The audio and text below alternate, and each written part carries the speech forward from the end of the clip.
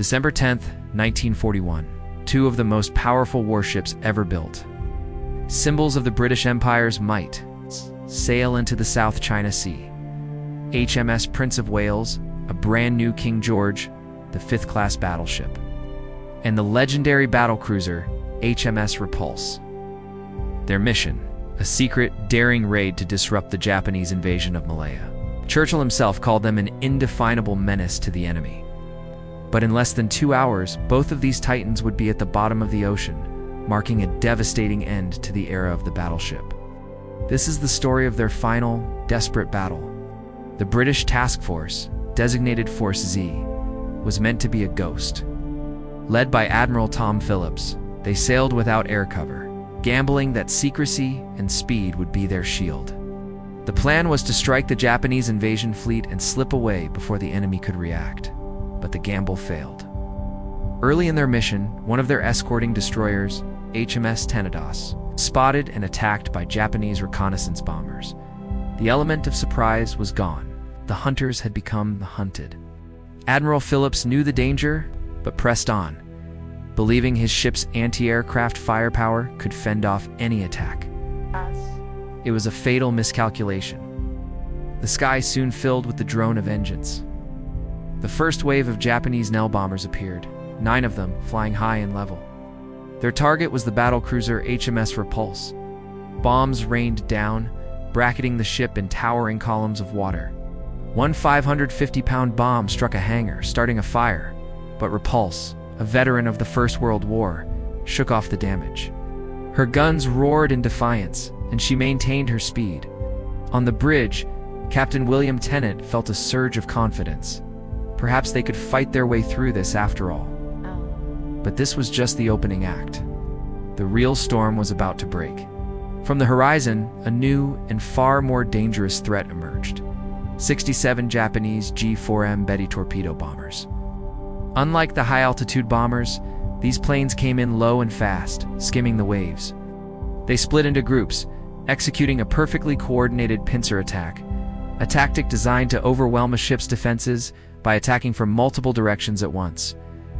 They came for the flagship first, HMS Prince of Wales. The sky erupted in a fury of flak as every gun on the battleship that could bear opened fire. But the Bettys were relentless. They flew through the wall of steel, dropping their deadly fish into the water. 2 torpedoes running true slammed into the port side of Prince of Wales. The explosions were catastrophic. One hit aft, wrecking the outer port propeller shaft. The spinning, unsupported shaft tore a massive hole in the hull, allowing a torrent of seawater to flood the engine rooms. Power failed across the ship. The rudder jammed, and the mighty battleship, her speed plummeting, began to circle helplessly. In a matter of moments, the pride of the Royal Navy was crippled. Aboard HMS Repulse, Captain Tennant watched in horror as the flagship faltered. Now the full attention of the Japanese bombers turned to his ship.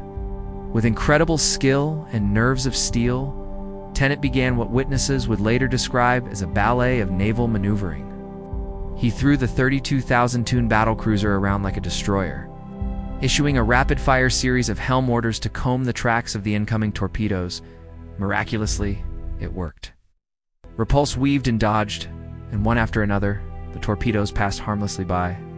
In one of the most astonishing feats of seamanship in naval history, Captain Tennant successfully dodged 19 torpedoes, but their luck and their time was running out.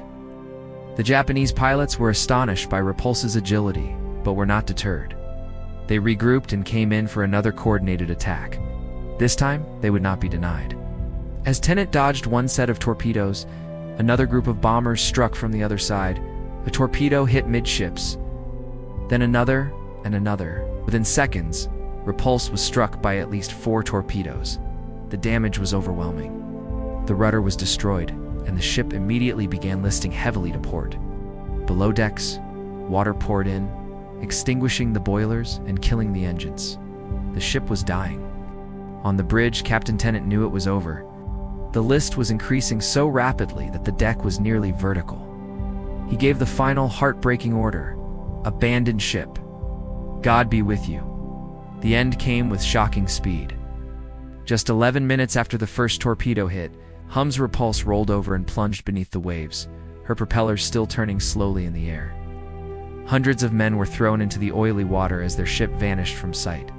All this time, the crippled HMS Prince of Wales had been a sitting duck. She had endured another attack, this time from high-level bombers, one of which scored a direct hit that caused yet more carnage. Her decks were a scene of chaos, with fires raging and the ship listing heavily. But her captain, John Leach, and Admiral Phillips refused to give up. Captain Leach's voice could be heard over the ship's internal communication, rallying the crew, urging them to save the ship. Men fought desperately to counter the flooding and restore power, but it was a hopeless struggle. The battleship was too grievously wounded. As the list worsened and it became clear the ship was doomed, Captain Leach finally gave the order to abandon ship. The escorting destroyers closed in, risking further air attack to rescue the survivors. On the bridge of the dying behemoth, Admiral Phillips and Captain Leach made their final stand. They had lost their ships, and they chose to go down with them.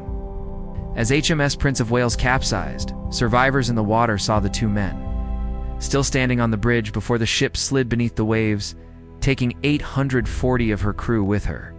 In under 2 hours, air power had sunk 2 of the world's most formidable battleships at sea. The news sent shockwaves around the world. It was a brutal lesson. No surface fleet, no matter how powerful, could survive without air cover. The age of the battleship as the queen of the seas was over, and the age of the aircraft carrier had begun. The wrecks of HMS Prince of Wales and HMS Repulse now lie on the seabed off the coast of Malaysia, designated as war graves. They are a solemn memorial to the more than 1,300 men who lost their lives. But even in their silent repose, the story is not quite over.